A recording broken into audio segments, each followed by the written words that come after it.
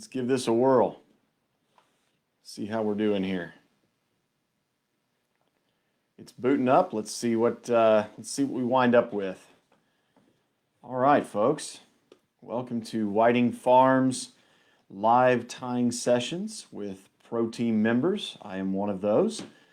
So let everybody jump on here. My name is Chris Johnson, for those of you that do not know me, and I'll do more formal introductions in just a moment.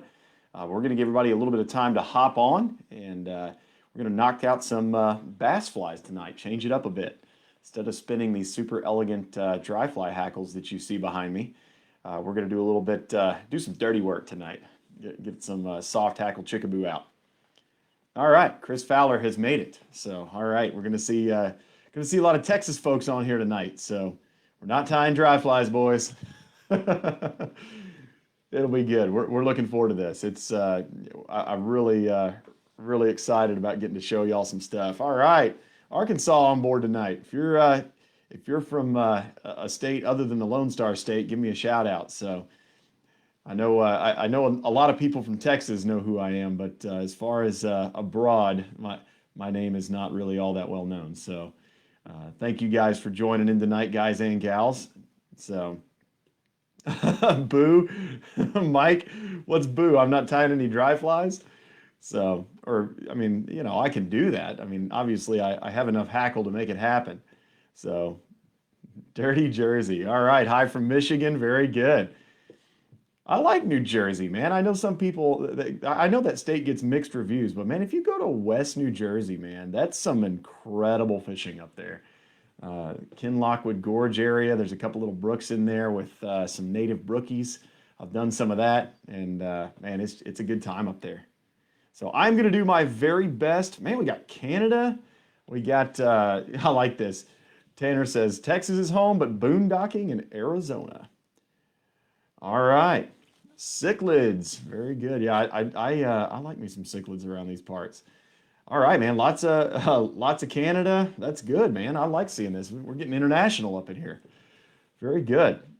So, but yeah, New Jersey's awesome. Arkansas's obviously got plenty of trout water. Arizona, home to Apache trout. We got all kinds of stuff. So, all right. Well, we are going to get started here in just a couple minutes. We're giving everybody a chance to hop on. For those that don't know me, I'll have to do this. I like this. Oh, geez, a Texan, Joe Mathis. Look. You know what? You're up in Montana. You left Texas, so I know there's trout fishing everywhere. But just remember, while you froze your rear off today, it was 80 degrees here, and I was catching bass. I probably could have wet weighted today. So, man, hello from Ecuador. Awesome. Regal boys are watching. Very good. Amarillo, Texas. Got all kinds of folks hopping on here tonight. This is awesome. So y'all have to be patient with me. We're going to make this introduction a couple of times, giving everybody a chance to hop on. We will start promptly at, it depends on what time zone you're in. It's going to be sharp 8 p.m. my time, which is Central. So Mountain time would be 7, Eastern would be 9. So, and I think I probably did that wrong. I think Eastern's this way as far as my office goes. But thank y'all all for joining. Really excited about this. We're going to do 2 different bass patterns tonight. As you can see, I don't like Whiting Farms products a bit. The stuff on the wall behind me, I literally just threw up there just for the event tonight. So there's nothing back there that nobody really can see any of that. So I've got a little bit of a feather fetish, folks. It's a problem. So I'm excited about getting to show off some stuff. Indiana smallmouth country. I've done some of that.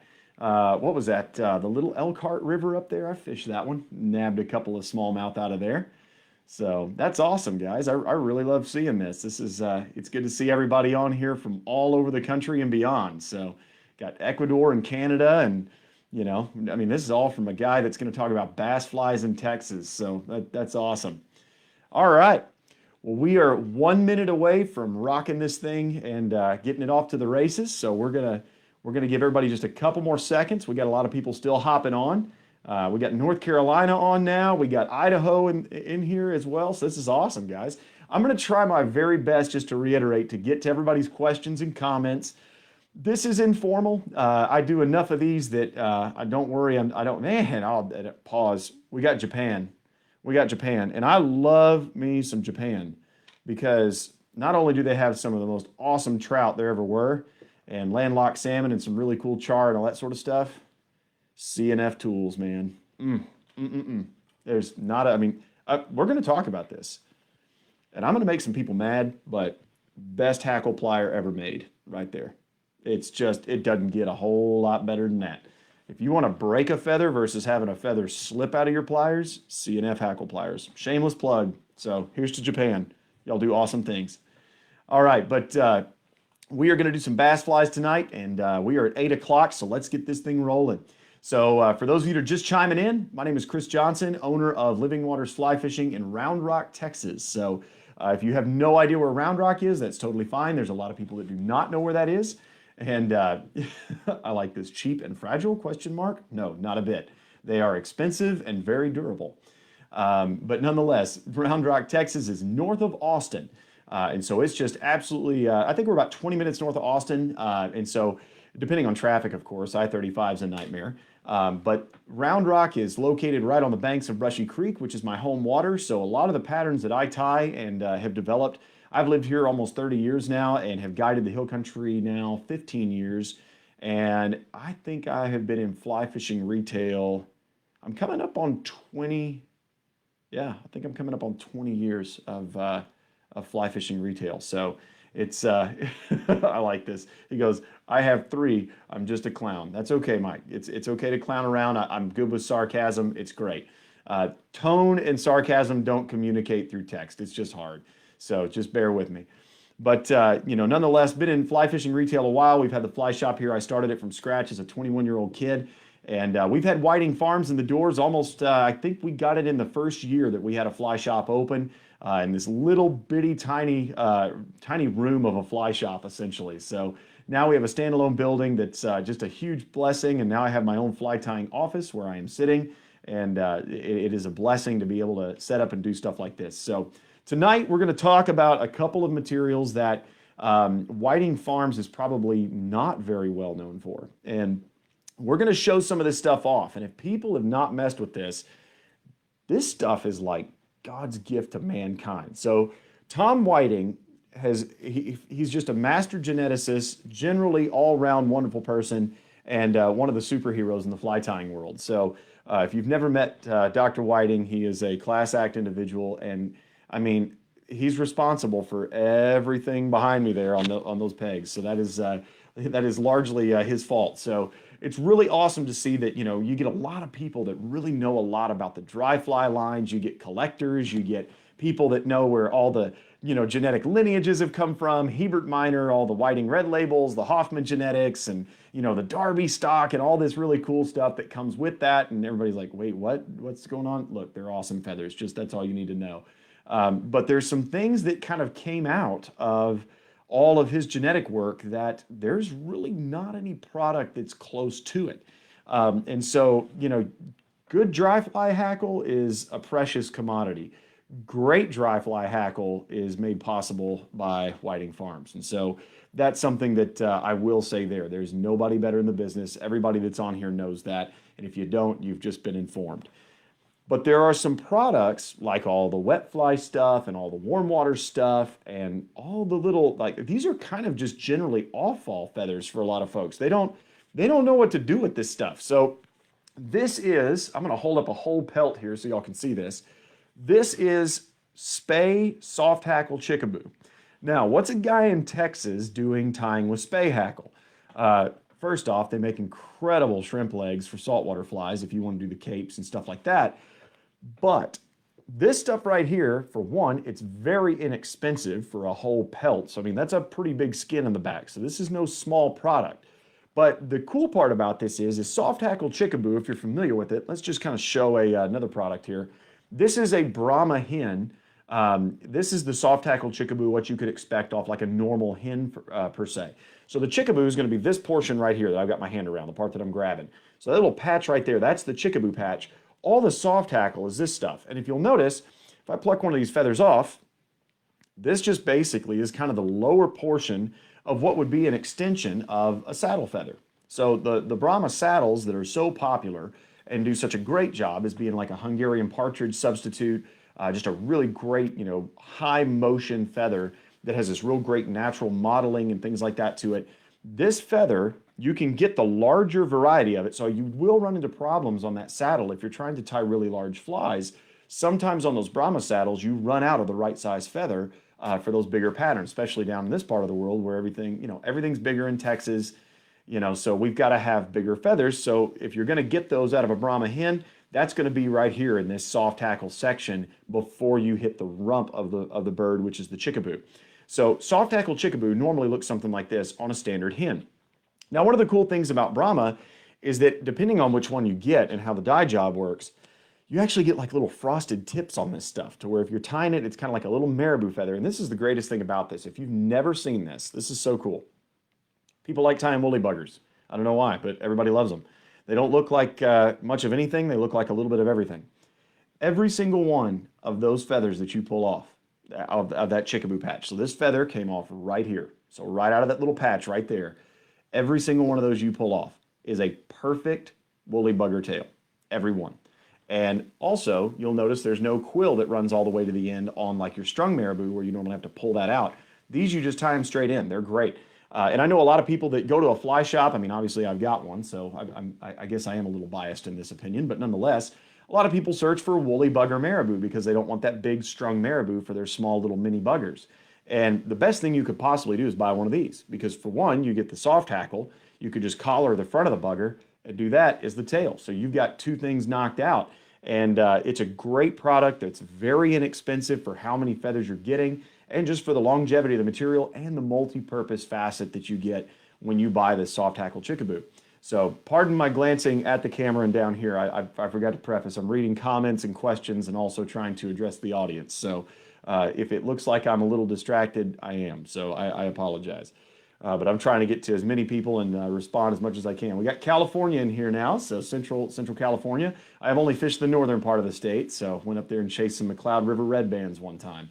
And home of the Heritage Trout Challenge. So one of those things that I would love to knock out one of these days, happening to be a native trout nut. I'm also not passionate about like native cutthroat or anything like that either.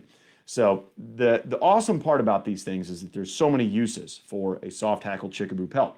Now, if we were to pull the Spey one out, this is the cool part. So the actual chickaboo is from where I'm grabbing it to the top section here that I just touched. So all this section, this would be the chickaboo portion. This is the soft hackle portion, which is kind of that extension of the saddle, but the feathers get dramatically shorter. But I'm going to show you something that's just really, really awesome here. Let's just pull one of these out and then get this guy off there. Very, very, very limber. So cool, man. I'm going to strip off the downy here real fast just so everybody can see kind of the tip of this feather. And we can zoom in on some of this too. Look at how fibrous this thing is. Thing is nothing but motion. I mean, this is the most insane marabou you're ever going to get. So, I mean, it's technically chickaboo, but still.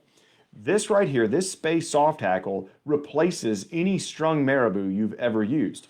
And the nice part about it, the quill isn't stiff. You can tie it in. It's highly mobile. But the best part about the whole thing, and you notice, it's grizzly. It is the only natural grizzly marabou you're really going to buy these days. So if you have not played with this stuff and you want to take your flies up to the next level, there's grizzly olive. This is grizzly salmon. I've got grizzly, I think I've got grizzly shrimp orange in here somewhere. Yeah, right here. This is grizzly shrimp orange. Check this out. I mean, that screams crawfish, saltwater patterns, bonefish patterns. Just have fun with it. This stuff is awesome. So all of this stuff is just great to be able to do the, you can do your Spey saddles, you can do your Spey, this can be a hen saddle, you can do your Spey Soft Hackle chickaboo, you can do a number of things. These feathers very much compare. So where you have that, the saddle versus the actual chickaboo portion here. So this is something that's really cool, is that these two are almost interchangeable for a lot of what we do. And it's just awesome. I love these feathers. I love tying with them. So we're going to do a couple of bass flies tonight. So let me do this real quick before, because I don't have a camera crew in my office, which is sad. But, not all of us, can multitask and do that. So for me, I'm going to wind up having to get up, go set the camera on the vise, and zoom in real fast. So you'll have to pardon my vacating the driver's seat real quick. But let me get, if there's any questions about the material or any uses or things like that, if anybody wants to chime in with any questions before we get started on the actual tying process, and we'll go through both of these. These are both really, really easy flies. They're not hard to tie. So everybody that sees this tonight, I mean, we catch trout on these, we catch bass on these, carp on these, sunfish on these, fished them today. It's just awesome. So, I mean, I love these patterns. I'm partial to them because they're kind of my babies, but nonetheless, it's something that I do see them fished all over the place, and they have great results in other places. So anybody real quick, just want to chime in with any questions. If I don't have any questions, I'm going to hop up, reset the camera real fast. It'll take just a second. Y'all will get to see the fun part of it, and that is I'll zoom in on the fly so you get a little bit better look at that in the process, and we'll get going. All right, so somebody says great hackles. Absolutely. I mean, guys, there's no better in the business. There's just not. I mean, Whiting Farms is the pinnacle of fly tying hackle. I think everybody on here should know that. If you don't, it's definitely something you owe it to yourself to go buy some good hackle one of these days. And it's not just all of the dry fly stuff and the capes and the saddles that they're known for. I mean, I've got freshwater streamer capes and hen saddles and all sorts of stuff back there. But some of the lesser known, kind of the off-fall, unsung hero products, that's what we wanted to showcase tonight. So we're gonna do some of that. So I don't have any questions on here, so pardon me real quick. I'm gonna get up, reset the camera, so y'all are gonna see this fly get a lot larger on your view real quick, and we'll get off to the races. So let me do that real fast. Hopefully this won't be too shaky for those that are watching. We don't want to make you seasick here. We're gonna tilt that down and just zoom in on this business right here. All right, I'm gonna get that nice and close.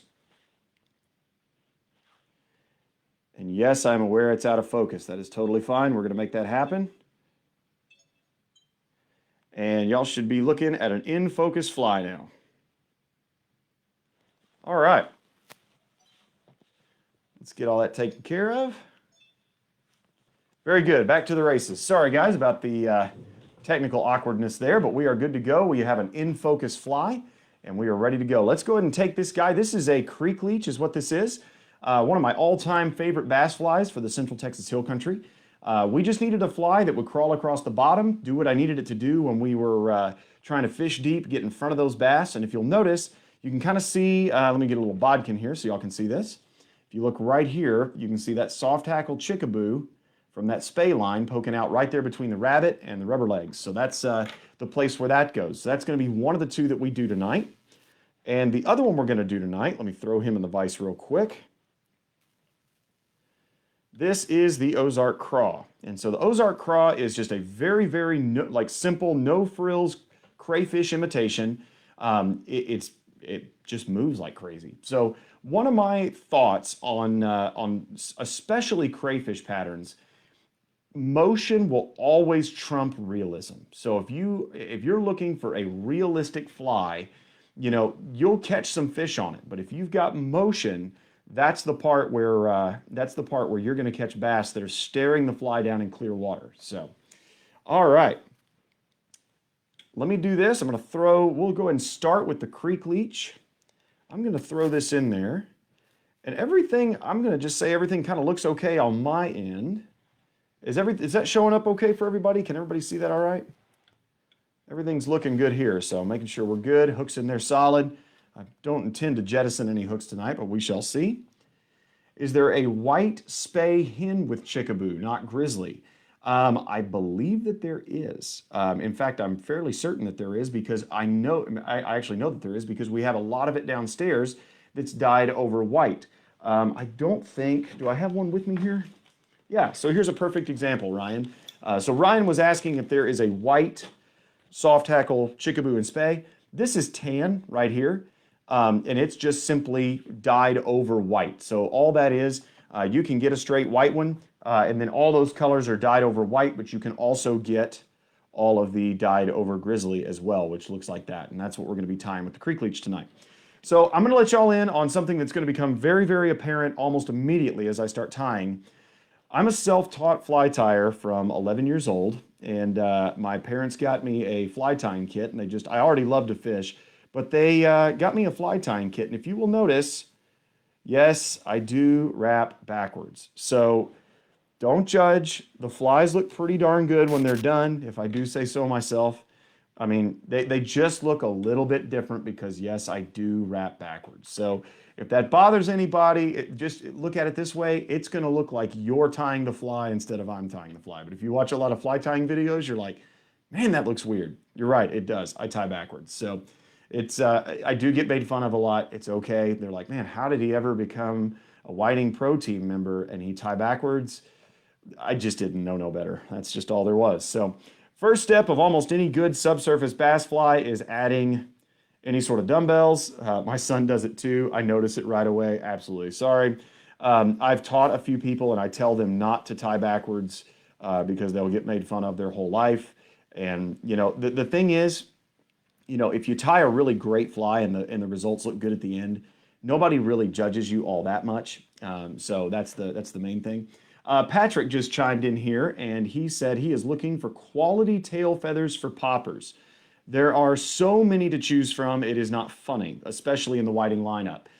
I would say this. I think the American line does a really, really great job. If you do the hens, you can get, yeah, there goes the neighborhood. That's right.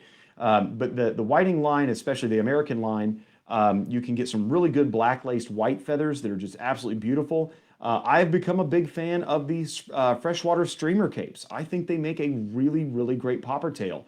They're just the structure of the feather, the overall size. It works really great for some of our general bass flies and even saltwater poppers. I know it's marketed as a freshwater streamer cape, but don't let that fool you. On our Texas coast, we have to downsize to like size 4 and size 6 quite a bit. So, all right, we've tied those on. We're going to just make those little frapping wraps or helicopter wraps, depending on how you want to call them. I'm going to do my best not to break my thread tonight. It's probably going to happen just because I like tying heavy-handed.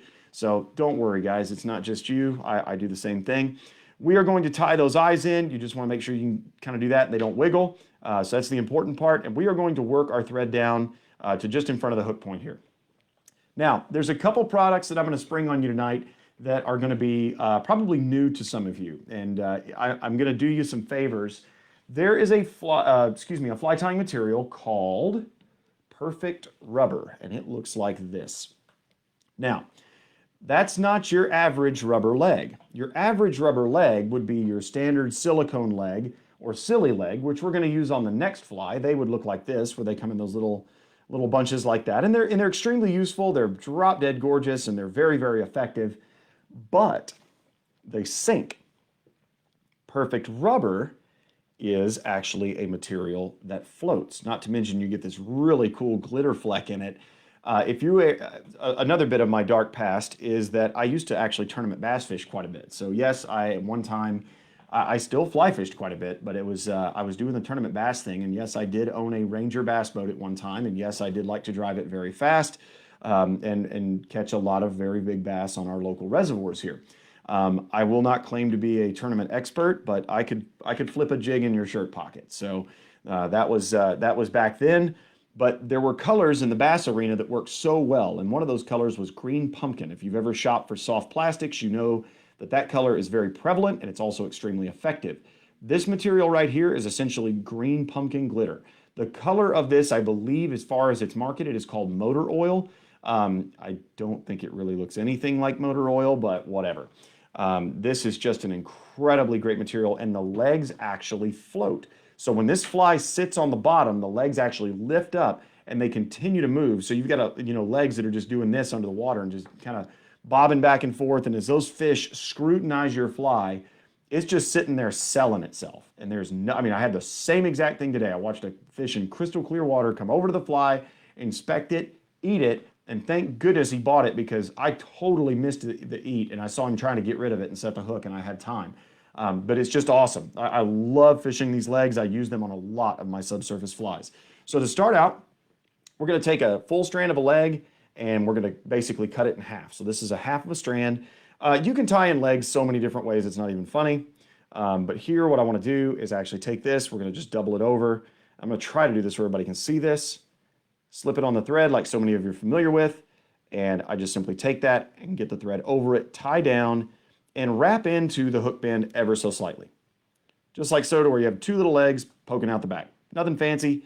Make sure that's nice and secure, as this material is pretty elastic and will want to stand up on you. All right, very next step, I am a big fan of dubbing loops.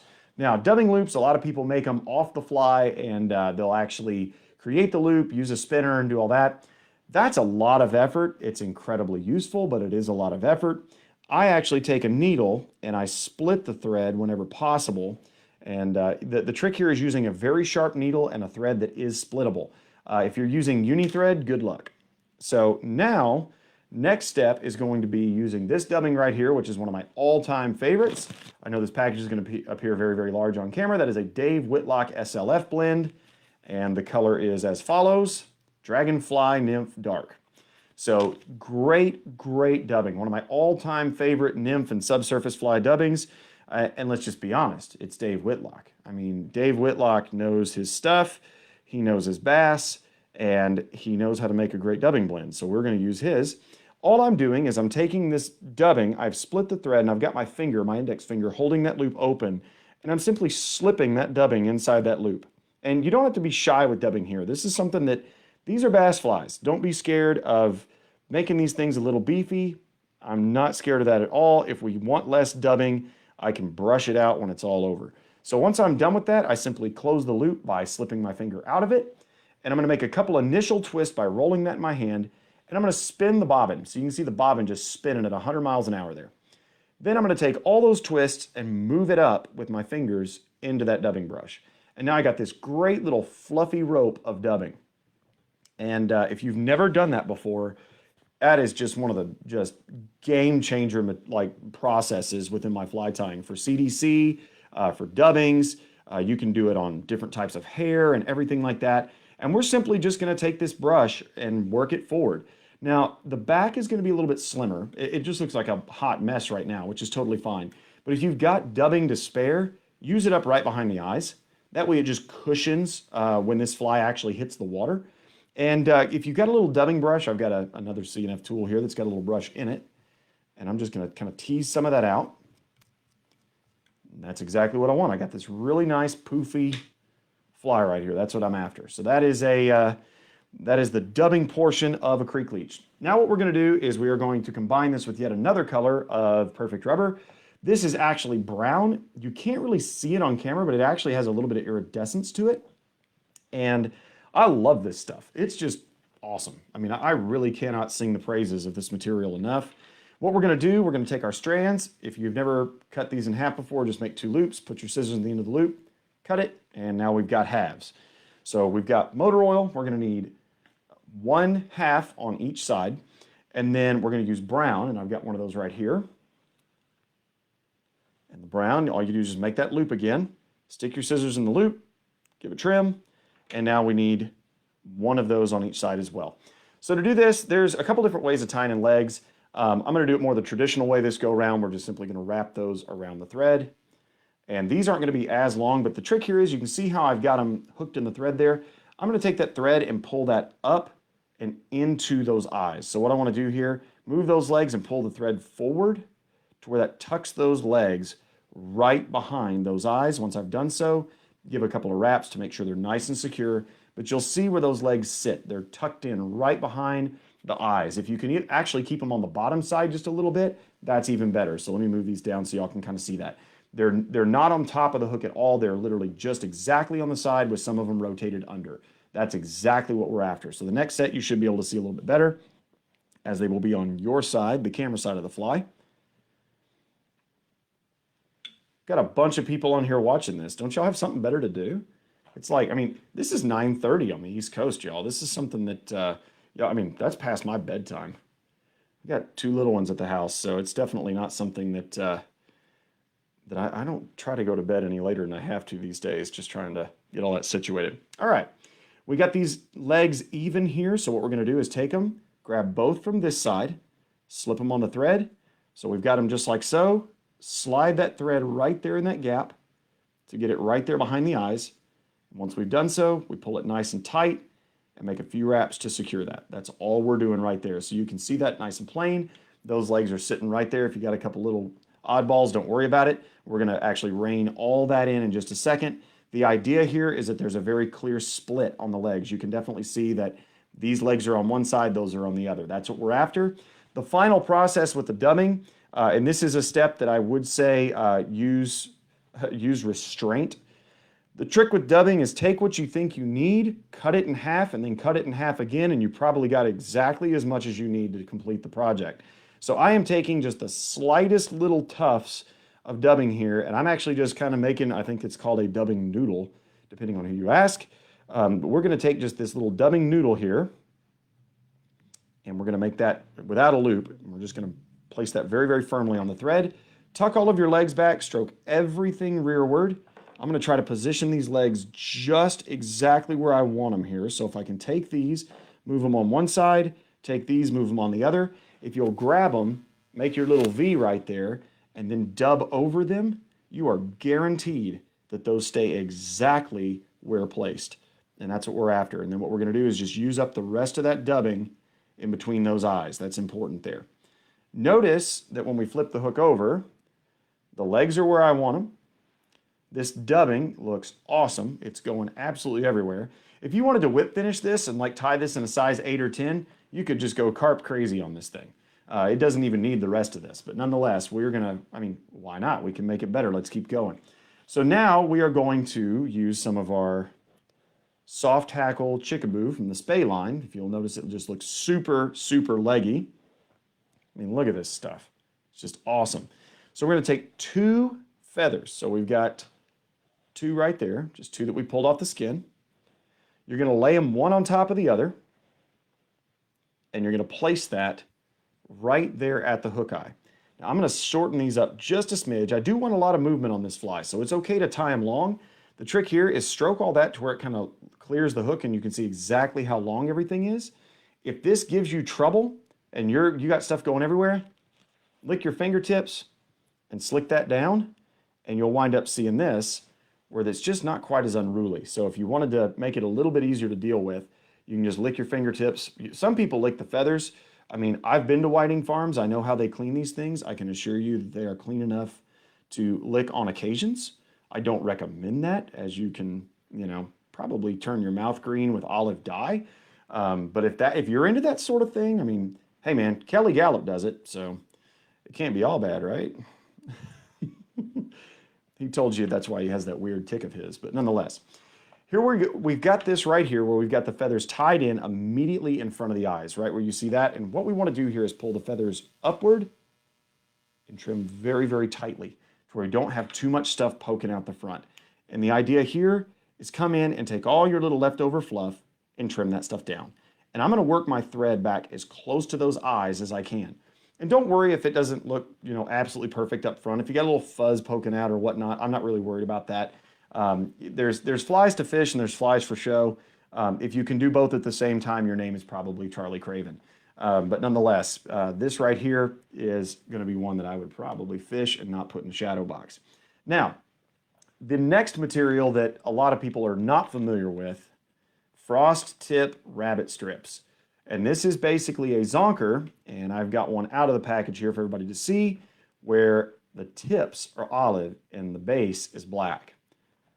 Once again, every bit of bass fisherman in me just goes absolutely nuts when I see these things. I'm just like, this was made for the South. I just could not be a happier person when it comes to this material right here. And this fly requires this strip tied right here at that location. So you're going to take this, kind of capture it with the thread, and I try to wrap back towards the eyes and make it nice and tight. So let me try to move that out of the way so you can see exactly where that's at. And I've talked to a good friend of mine, and many of you are familiar with him. He's another, so I'm an Umpqua signature fly designer. In fact, this fly here, the Creek Leech, will actually be picked up in 2022. So this one's coming out through Umpqua in 2022 if you want to pick those up and fish them. But Matt ties another great pattern called the Lunch Money, and he uses rabbit strips religiously. And I've asked him, I'm like, hey, is there a really, really nice, tidy way to trim these off and to get them to look real nice and have these really perfect little heads? And there was no definitive answer. And he spends a lot more time with rabbit strips than I do. So I figured if Matt Bennett, who is spending way more time doing that than I am, said that just make do, then that's what we're going to do, is just make do. You tie it down as best you can, try to make a nice smooth thread head. It's okay to actually build up a little thread here. I actually prefer that. It makes this real smooth transition from the actual hook eye to the actual thread head. If you look, that little thread head gives me a perfect situation here. You put a drop of head cement or epoxy or anything like that on there, and you are good to go. And the last section of this fly essentially is to get the thread right behind the eye, throw a couple of whip finishes on it, and it is complete. So we're going to just throw one right there, and we're going to throw a second one right here. All right, whip finishes are accomplished. Trim that. That is a finished fly, save one step. You're going to take this pelt, or excuse me, this rabbit zonker, take your finger and push it towards the hook. And if you do that, your finger should make a natural kind of cushion there. The hook point's actually resting right on my fingernail right there. Pull the hook out of the vise, and I apologize if this is somewhat off camera. Push the hook through the skin, and then I'm going to clamp this guy back in the vise here. Let me get it situated here. It's kind of hard to see with the rabbit going everywhere. That'll do. And what we have there is a finished creek leech. All we're going to do is simply take this tail, trim it a little bit shorter. Like so. And that right there is exactly the length I want. That is exactly what we're after. Only thing that you can't really see on camera here is these legs on the very, very bottom. We have two poking out the back. I want to leave that longer than I leave the legs behind the eyes. And if you'll notice, these are very, very uneven here. You can see the tips aren't even. I'm going to pull all those up in one big bunch. Don't stretch them, but give them a trim. And then move them back off to the sides where they were. You will then end up with the shorter legs in the front, which is exactly what we're after, and the longer two legs in the back. They should clear the rabbit strip by just a little bit. If they don't, you trim the you trim the legs a little too short in the back. Now, if you look down on the fly, you can clearly see that soft hackle chickaboo coming out both sides there. That is exactly what we're after. So that fly right there, that is a bass fishing machine. I fish crystal clear water in the hill country, and I get bass that stare this thing down. And they'll sit there and look at it for 30 seconds, it feels like. And the secret to this, of getting them to eat it, is crawling this thing just the littlest bit at a time. Most people that are getting flies refused by bass in clear water conditions are simply fishing their flies too fast. If you'll slow it down, move this thing across the bottom, crawl it a pebble at a time, it is just absolutely fantastic results when you do that and fish it real slow on fish that are really inspecting it. All right. Any questions on this before we move on to the next fly? So we've got, man, I'm doing good on time even. So Ozark Craw is up next. It's not nearly as, I would say this one's slightly more elegant. The other one's a hot mess, but it does the trick. I've caught so many fish on it, it's not even funny. Any questions? I see somebody here said, was wondering about fouling, but I covered it. Yep, I'm not gonna have that in there without cutting that tail a little bit shorter and punching it through the actual hook itself. Having that rabbit strip on there really helps secure things. So anybody else, any other questions? And we'll move on to fly number 2 to wrap up the evening. Going once, going twice, on to the next one. All right, y'all. Let me throw another, and just in case I didn't, in fact, I know I didn't mention this, that was a Gamakatsu B10S. That we just used was a size 4. The one that we are using now is a size 6. So that is one of the most, I would say, kind of one of the most there you go. I just answered the question, Diego. That's it right there. This is a size 6. The previous one was in a size 4, both on a Gamakatsu B10S. So sorry I did not announce that in the beginning. The thread, for those that were wondering, that is a spool of Vivas in 8/0 is what I was using there on the first fly. I'm transitioning over to the second bobbin, which is 8/0. You can't see it there, but that's 8/0 in Vivas. This is just kind of a burnt orange or a rusty brown. And I'm going to try, this is the squeakiest bobbin. Like, I love this bobbin. It's like literally precision made. It's fantastic. But on Vivas spools, it squeaks like a son of a gun. So if y'all hear this really, really shrill sound, it is my bobbin. I apologize, but it's just the best bobbin. I love this thing. So anyway, let's get this thing started. Ozark Craw. We're going to lay down a little thread base here. Goodness gracious, I love this bobbin. It just feels so smooth. I love it. All right. This is, and by the way, the lead eyes that I'm using here, the dumbbell eyes, these are those double pupil eyes put out from Hairline Dubbin. This, I believe, is a medium. The last ones, I believe, were a large. So in case you're wondering for sizes on that. But here we go. We're going to go ahead and do the first things first. Leave yourself enough room up front. I mean, kind of think Clouser minnow on this. You don't want these things poking right at the hook eye, so you can kind of see about how how I started back there. And then here, what I do, I believe in kind of taking a bunch of these and making wraps right off the bat. And I'll kind of coax the eye back into position.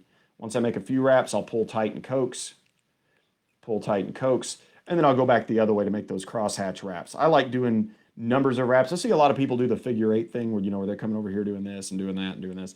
That, I don't know if that really accomplishes much. It makes you feel good, I guess.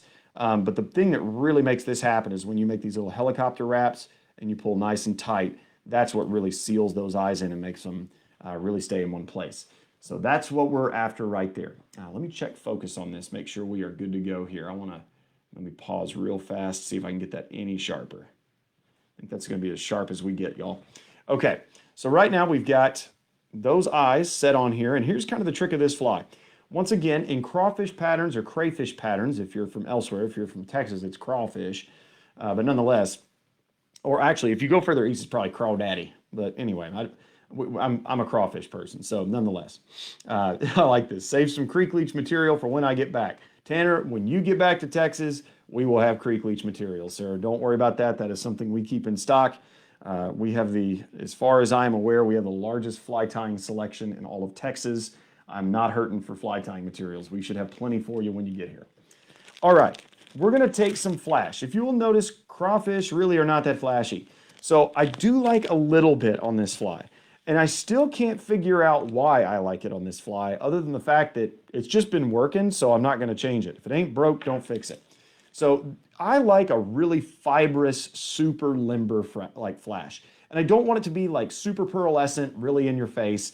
I don't want any of that. So I'm gonna take this, it doesn't take much. This is probably too much anyway.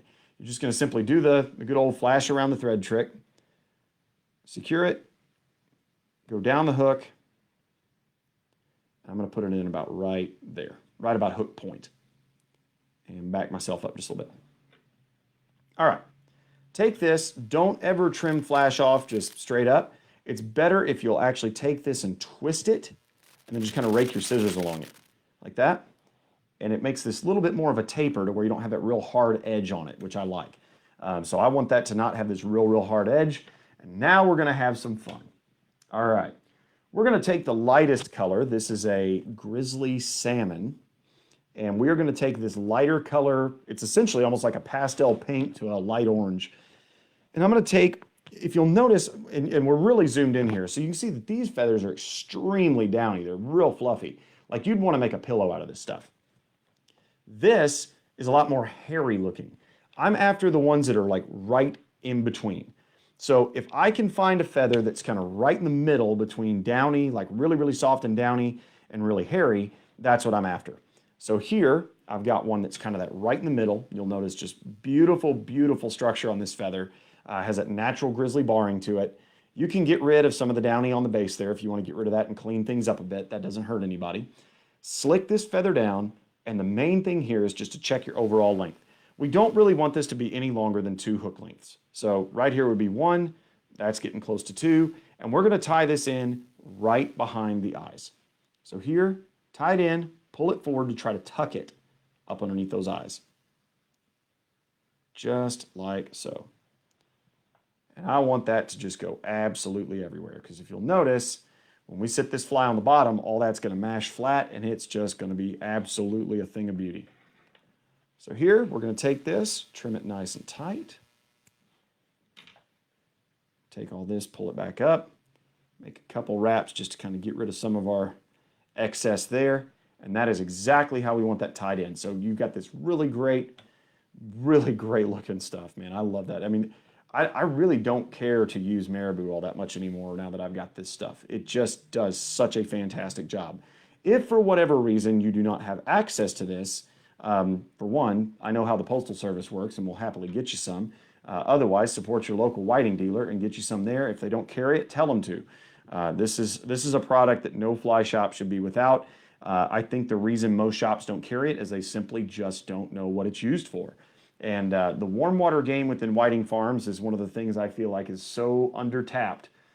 It's just, we can do so much with this stuff, it's not even funny.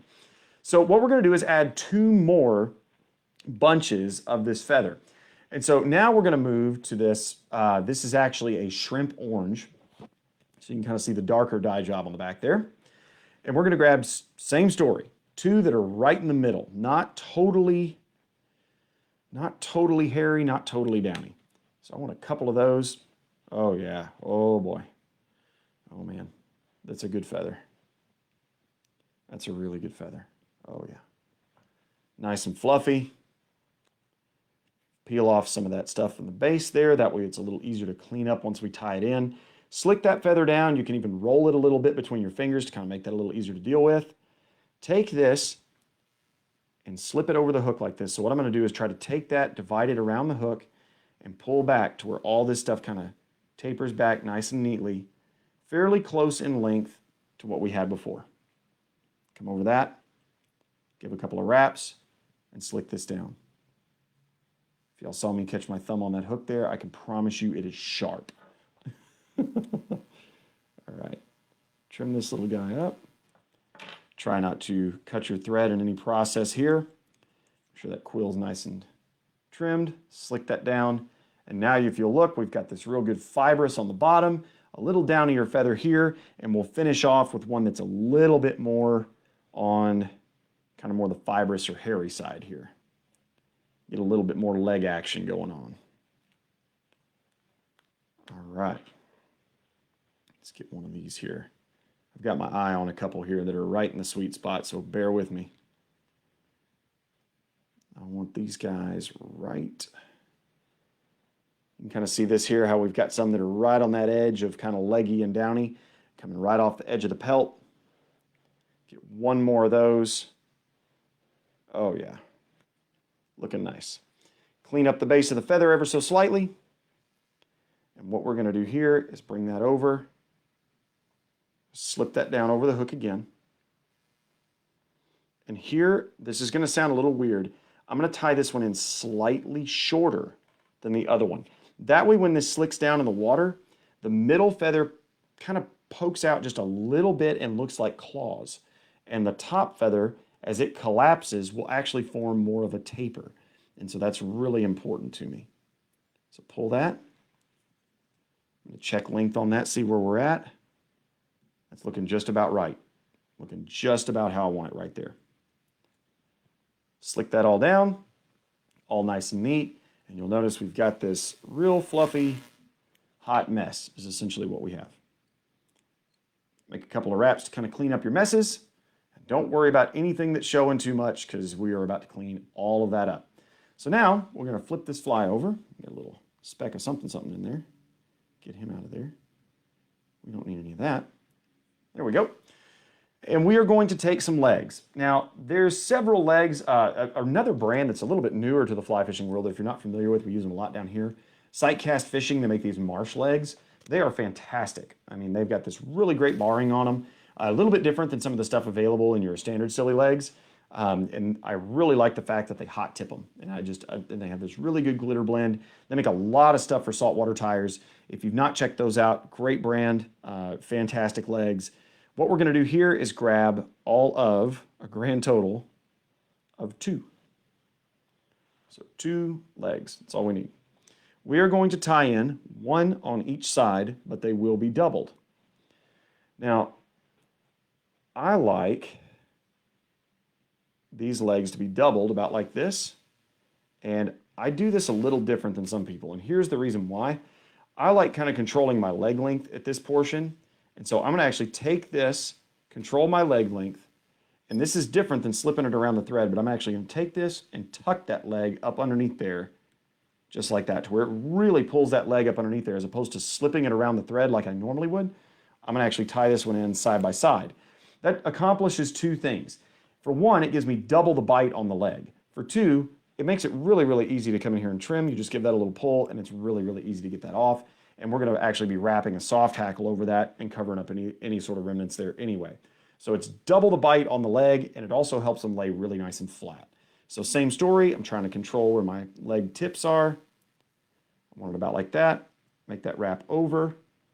I'm going to tuck the leg up and under, like so. Once I've done that, make a couple of wraps. Give the leg a slight pull, not too much, so that when you trim it, you don't want it to retract and pull out from under your thread wraps, just a little bit. And here, I'm going to come down and just make sure all the legs are fairly even. They're about body length. They poke out just about the same length as the longest feather, which is fine. And then there's that squeaky bobbin. I knew it'd show up sooner or later. Now all we're going to do is just make a couple of wraps right there. Just to kind of make that, you'll notice that I've got just the slightest little collar right there. And here we go with soft hackle chickaboo yet again. So this is a Brahma soft hackle chickaboo. And I'm going to take this and I'm going to grab one of the larger feathers. Because hey, larger feathers are just simply more movement. No real issues there. This is a really good size, large Brahma hackle. I love this stuff. Pull the downy off until you have just a little bit of fuzz. I don't want all the downy gone, but just most of it. And we're going to tie this in by the tip. So just go right there, lay that tip flat, come over it with your thread, and make a couple of wraps. That's it. Once you've done so, it says, hang on real fast, I got a question here. I'm sorry, Mark, I didn't get to this earlier. It says, what kind of flash was that for the craw? That's actually angel hair. Larvalace currently puts that out. There are about 80,000 different variants of that stuff. There's some cool new stuff on the market made by a brand called Cibai that does a really good job as well. And they've got some colors that, like, legit nobody else has. So there's a myriad of different flashes you could use for this. Another one that I would recommend is Midge Flash. I do like that as well, so that's another one that I would highly recommend. Once we have this, remember where I was talking about those really great hackle pliers? We'll use those right now, those CNF ones. Just simply, I'm going to actually cut this. We got a long quill here. Or if you're from the, it's funny, you know, everybody in the fly tying world just calls this a quill. When you go to a Whiting Pro Team meeting, the word rachis, which is the technical name for that, is thrown around like everybody knows what you're talking about, and it's great. So, but if you were to coin that in a beginning fly tying class, everybody'd be like, what? What is a rachis? I thought that was like, isn't that something you use to pick up leaves in the yard? All right, we're going to simply take that soft hackle, wrap that around, and you'll notice we get right to the fuzzy there, and it fills up every bit of that last bit of space. Cross your thread right through all that. Don't worry if you capture a couple in the process. I'm not really worried about that here. We'll get to that guy in just a minute. I'm going to stroke everything back. Make a couple of wraps. Notice that gets all the offenders out of the way. Trim that little bit of quill that's left. And if you'll notice, we get this really great leggy look out the sides of the fly. I mean, look at this. It just makes all those legs poke out the sides so that when you're crawling this thing along, it just looks absolutely fantastic. So here, make a couple of wraps to secure that. And we are good to transition in front of the eyes. All right. So here, I'm going to do two things. First of all, I'm going to add one last soft hackle chickaboo feather. This is probably somewhat optional, but I mean, if you can have more, let's have more. Okay, so we got this really nice feather here. Keep it kind of short. So what I want right here is to keep that fairly short, just a little bit longer than the hook bend, and you'll notice, see how I'm starting to get that little bit of body taper out of this. There's that squeaky bobbin, I apologize. Wrap back on that as close as you can to your eyes, and then give a little snip. Tie the remnants of that down, and if you'll notice, we have plenty of headspace for this last step, which is the most important. So we got our legs, we got our nice layered feathers here that make that really nice natural taper. It's the same principle as if you were tying a clouser with bucktail, where you don't want to stack your bucktail to where you have that real hard edge on the back of the fly. You want it to have that natural taper. So here, we kind of manually control that with the feathers on this one. If you don't have a foxtail, just go get you one. There's plenty of places to make that happen. These things are getting harder and harder to get nowadays. So I'm going to cut myself off a decent clump of foxtail here. Do like so. I'm going to trim off any of the skin in there. I got a little bit of skin on that one. And make sure you got yourself a decent brush.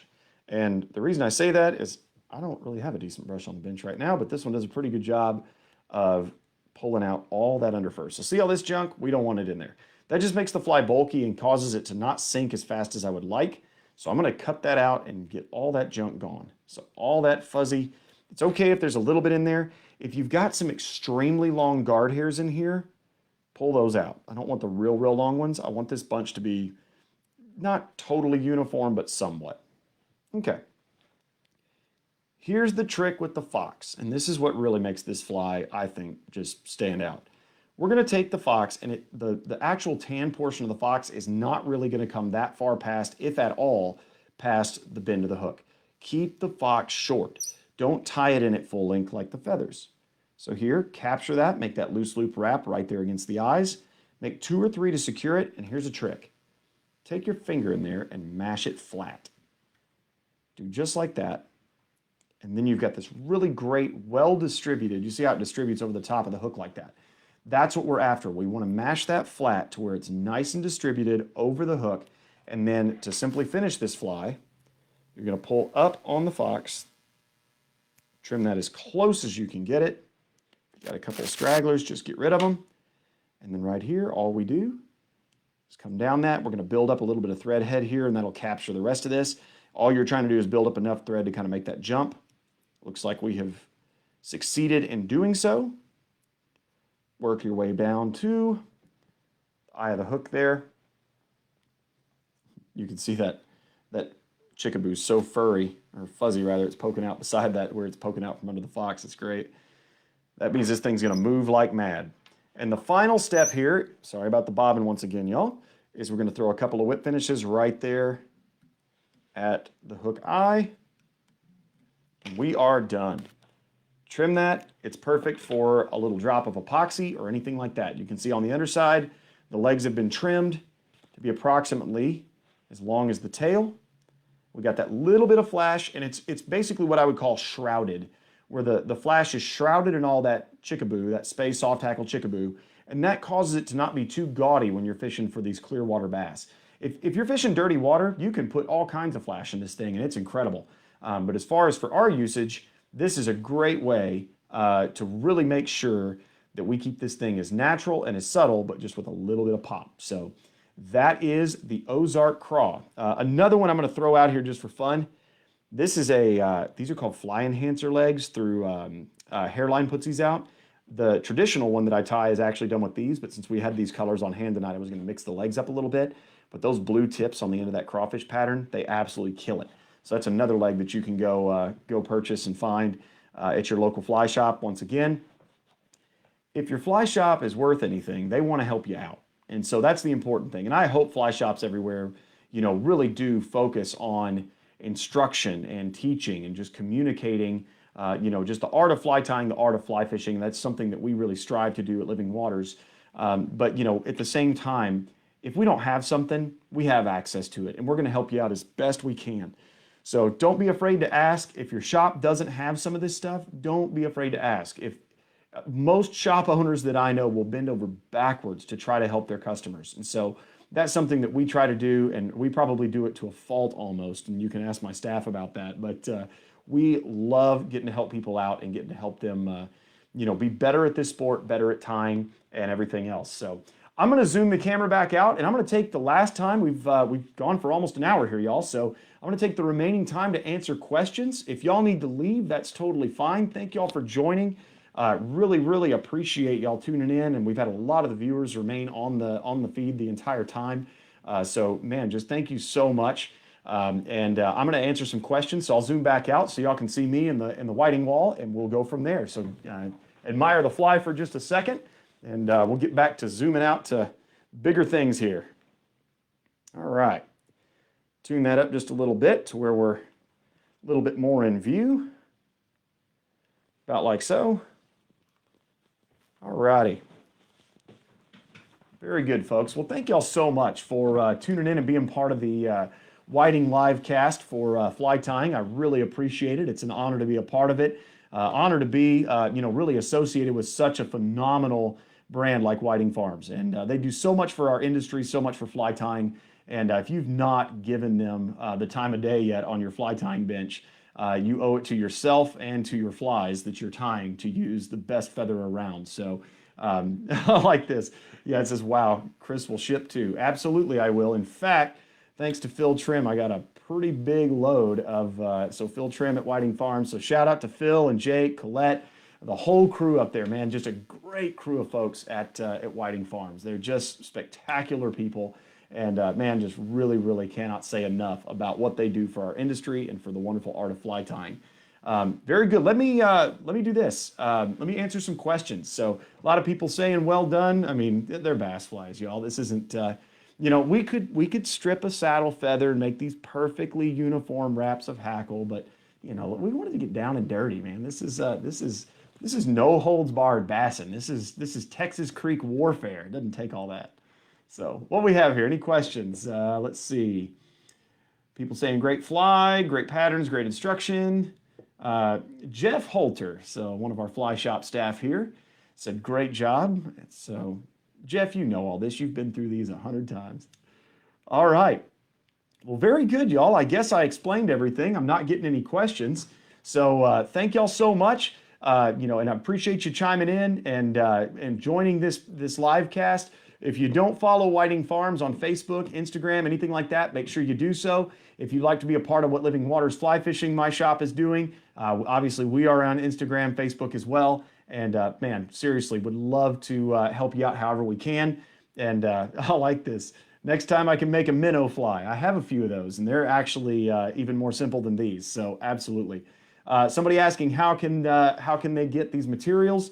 Whiting Farms, contact your local whiting dealer. Check with them first. If they don't have it, then I would always, always, always encourage you to do business with your local fly shop. If you've got a whiting dealer in your backyard, you call them first. That is something that I will never apologize for. As a fly shop owner, when I go speak in other places, I tell those fly clubs, look, you can get stuff from us. I respect that. That's great. But I am always going to push you to your local fly shop. I want you to call your local whiting dealer, call one in your state. If they don't have it, then yeah, we can get you some. That's okay. But man, always check at home first. Support the guys that are keeping that sport alive in the place that you live.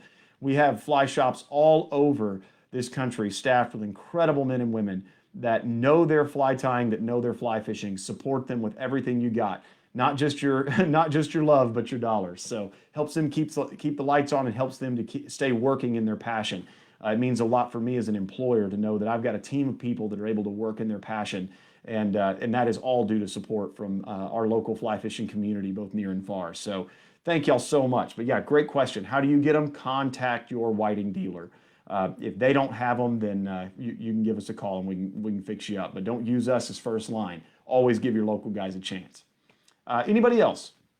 Other questions? We'll wrap this up at 9 o'clock sharp Central Time, 10 o'clock for East Coast.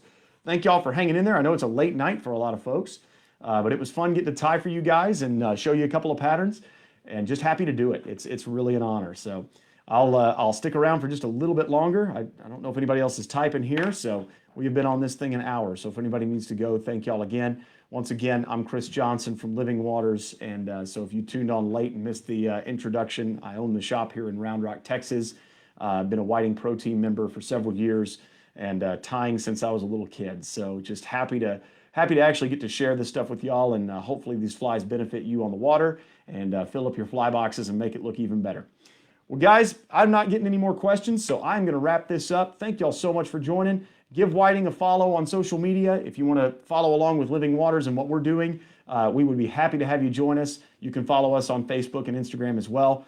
Thank you so much for joining tonight. Y'all be blessed. Have a great evening, and enjoy your vice time. We're getting a lot of that these days. So y'all enjoy that, and thank you so much for tuning in tonight. Appreciate y'all. God bless.